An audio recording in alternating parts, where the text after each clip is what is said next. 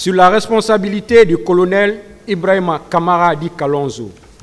vu l'article 25 du statut de Rome. Le colonel Ibrahima Kamara Di Kalonzo, gendarme en service au secrétariat d'État à la présidence de la République en charge des services spéciaux, de la lutte contre la drogue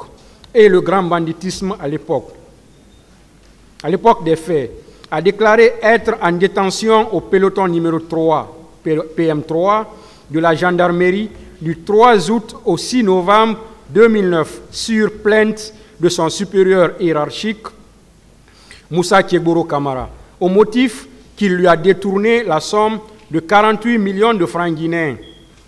Cette version a été confirmée par le colonel Tamba Gabriel Diawara avec la nuance que l'accusé n'était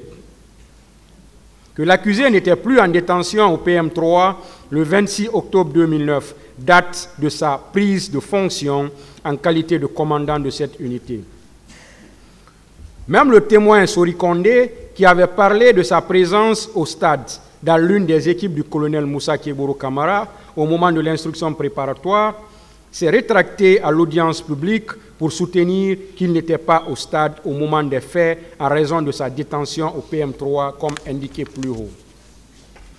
Il découle de cette contrariété dans les déclarations du témoin Sori Kondé un doute qui doit profiter à l'accusé Ibrahima Kamara Di Kalonzo. En conséquence, il y a lieu de le déclarer non coupable des faits à lui reprocher au bénéfice du doute.